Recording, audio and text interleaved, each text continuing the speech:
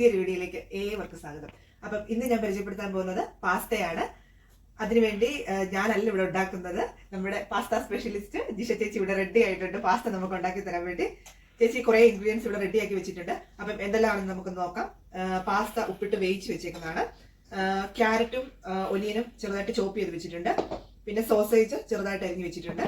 അതുപോലെ തന്നെ വെളുത്തുള്ളി, റെഡ് ചില്ലി ചെറുതായിട്ട് അരിഞ്ഞ് വെച്ചിട്ടുണ്ട്. ഇത്രയാണ് ഇൻഗ്രീഡിയൻസ് ഇവിടെ റെഡിയാക്കി വെച്ചിരിക്കുന്നത്. അപ്പം എങ്ങനെയാണ് പാസ്ത ഉണ്ടാക്കുന്നത് നമുക്ക് നോക്കാം.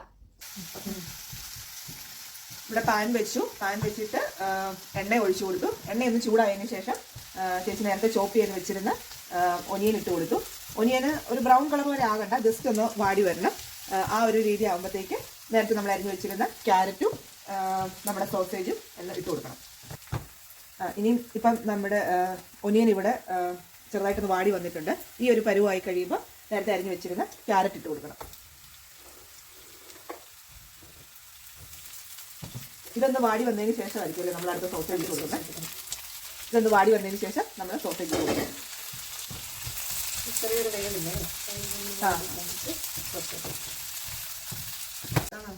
നമ്മുടെ ക്യാരറ്റ് ഇവിടെ ഒന്ന് വാടി വന്നിട്ടുണ്ട്. ഇനി ഇതിലേക്ക് നേരത്തെ എടുത്ത് വെച്ചിരുന്ന സോസേജ് ഇട്ട് കൊടുക്കാം. ഇതുപോലെ സോസേജും ഇതുപോലെ തന്നെ ഒന്ന് വാടി വരണം.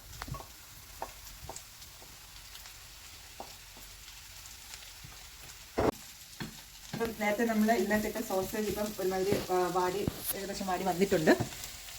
ഇനിയും ഇതിലേക്ക് ചിക്കൻ മസാലയും കുരുമുളകും കൂടി ചേർത്ത് കൊടുക്കണം.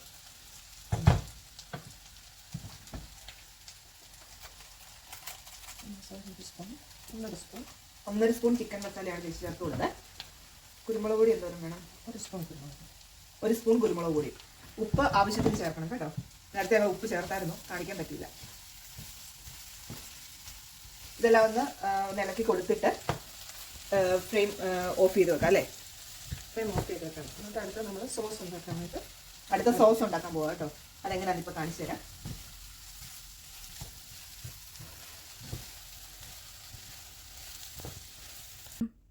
നമ്മൾ നേരത്തെ അതെല്ലാം കൂടെ ഓൾറെഡി കണ്ടില്ലായിരുന്നോ? മറ്റേ നമ്മുടെ ഒനിയനും ക്യാരറ്റും സോസേജും കൂടെ വഴറ്റിയെടുത്ത് വെച്ചിട്ടുണ്ട്. ഇനിയും അടുത്തതായിട്ട് വേറൊരു പാൻ വെച്ചിട്ട് നമ്മുടെ എന്താ വെച്ചിട്ടുണ്ടാക്കാൻ വൈറ്റ് സോസ് ഉണ്ടാക്കാൻ പോവാണ്. അതിനുവേണ്ടി ഒരു പാൻ വെച്ചിട്ടുണ്ട്. ഇനി അതിലേക്ക് ചൂടായി കഴിയുമ്പോഴത്തേക്ക് ഓയിൽ ഒഴിച്ചു കൊടുക്കണം. ഒരു കുറച്ച് ഓയിൽ ചേർത്ത് കൊടുക്കണം.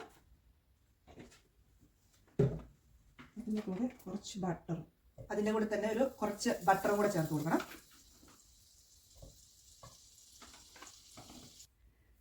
ബട്ടറും എണ്ണയും ചൂടായി വന്നിട്ടുണ്ട്. ഇനി അതിലേക്ക് നേരത്തെ നമ്മൾ അരിഞ്ഞു വെച്ചിരുന്ന വെളുത്തുള്ളിയും ഇത് കഴിഞ്ഞിട്ടാണ് ഇനി റെഡ് ചില്ലി ഇട്ട് കൊടുക്കുന്നത്.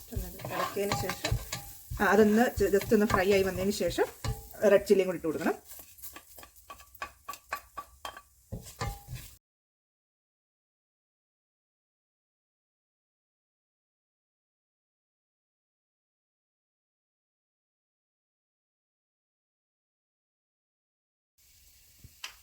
ഇനിയും ഇതൊന്ന് ബ്രൗൺ കളറായി വന്നിട്ടുണ്ട്.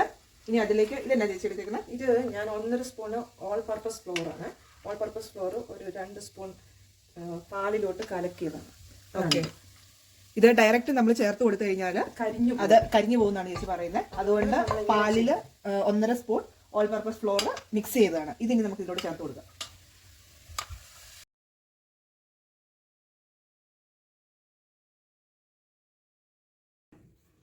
നമ്മൾ നേരത്തെ റെഡിയാക്കി വെച്ചിരുന്ന ആ ക്രീം ഇതിലേക്ക് ഒഴിച്ചു കൊടുത്തു. അതൊന്ന് വഴന്നു വന്നതിന് ശേഷം അതിലേക്ക് നമ്മൾ പാല് ഒഴിച്ചു കൊടുത്തു. ഒരു 2 ഗ്ലാസോളം പാൽ ഒഴിച്ചു കൊടുത്തിട്ടുണ്ട്. പാല് വെള്ളം ചേർത്ത് ഒഴിച്ചു കൊടുക്കാം കേട്ടോ. അത് എന്നിട്ട് ഇളക്കി കഴിയുമ്പോഴത്തേക്ക് അതിനകത്ത് കട്ട എന്തെങ്കിലും ഉണ്ടെങ്കിൽ ബീറ്റർ വീട്ടിലുള്ളവരാണെങ്കിൽ ബീറ്റർ യൂസ് ചെയ്യാം. ബീറ്റർ ഉപയോഗിച്ച് അതിൻ്റെ കട്ടയെല്ലാം കളഞ്ഞ് നല്ല ഇതാക്കാം. അല്ലാത്തവർ സ്പൂൺ കൊണ്ട് തന്നെ നന്നായിട്ട് ഇളക്കി അതിൻ്റെ കട്ടയെല്ലാം ഉടച്ച് ഈ ഒരു പരുവത്തിലാക്കി എടുക്കണം.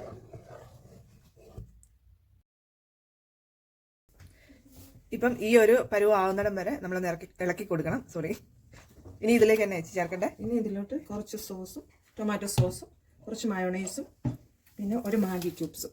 അത് വേണമെങ്കിൽ മതി. ഓക്കെ, മാഗി ക്യൂബ്സ് ഉള്ളവർ മാത്രം ചേർത്താൽ മതി, നിർബന്ധമില്ല കേട്ടോ. ടൊമാറ്റോ സോസ് ഇല്ലെങ്കിൽ തക്കാളിക്ക വേവിച്ച് തക്കാളി ഒന്ന് ബോയിൽ ചെയ്തിട്ട് പീല് അതിൻ്റെ പുറത്തെ ആ തൊലി ഒന്ന് പീൽ ചെയ്ത് കളഞ്ഞിട്ട് മിക്സിയിൽ അടിച്ചെടുത്താൽ മതി കേട്ടോ. ഞാൻ സോസ് ചേർക്കാൻ പോകുന്നു.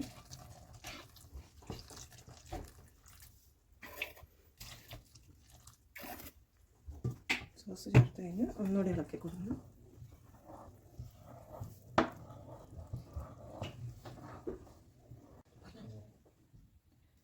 ഇനി മാഗി ക്യൂബ്സ് ഇട്ട് കൊടുക്കണം. ഉപ്പ് നോക്കിയിട്ട് ഉപ്പ് കുറവുണ്ടെങ്കിൽ ഉപ്പ് ചേർത്ത് കൊടുക്കണം. ഓൾറെഡി മാഗി ക്യൂബ്സിന് ഇച്ചിരി ഉപ്പുണ്ട്, അപ്പോൾ അതൊന്ന് ഇതിലോട്ട് അലുത്ത് കഴിയുമ്പോൾ കുറച്ച് ഉപ്പുണ്ടാവും. അപ്പോൾ അത് നോക്കിയതിന് ശേഷം ഉപ്പിട്ടാൽ മതി. ഇനി ഇതിലോട്ട് ഇനിയും 1 ടീസ്പൂണ് കുരുമുളക് പൊടി ചേർത്ത് കൊടുക്കണം. ഇനി ഇതിലേക്ക് നേരത്തെ നമ്മൾ റെഡിയാക്കി വെച്ചിരുന്ന പാസ്ത ചേർത്ത് കൊടുക്കാം. മുഴുവൻ ഇട്ടേക്കട്ടെ.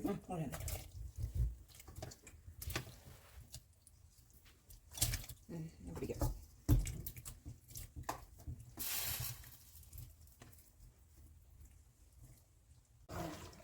പാസ്ത അതിനകത്തോട്ട് ചേർത്ത് കൊടുത്ത് നന്നായിട്ടൊന്ന് മിക്സ് ചെയ്യണം.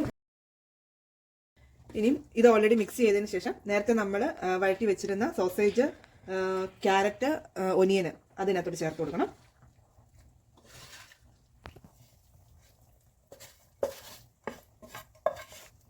ഇതോടെ ചേർത്തിട്ട് ഇനി ഒന്ന് മിക്സ് ചെയ്യണമായിരിക്കും അല്ലേ?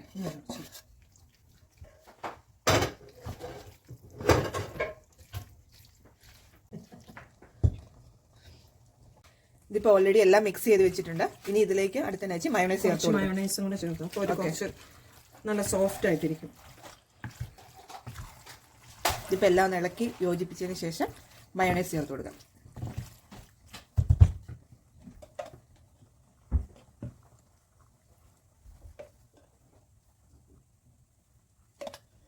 ഒരു 3 സ്പൂൺ മയോണൈസ്. ഓക്കെ, ഒരു 3 സ്പൂൺ മയോണൈസ് ചേർത്ത് ഒന്ന് നന്നായിട്ടൊന്ന് മിക്സ് ചെയ്ത് കഴിഞ്ഞാൽ നമ്മുടെ പാസ്ത റെഡി. നമ്മുടെ പാസ്ത ഇവിടെ റെഡി ആയിട്ടുണ്ട്. ഇനി ഒന്ന് ടേസ്റ്റ് ചെയ്ത് നോക്കാം കേട്ടോ എങ്ങനെയുണ്ടെന്ന്.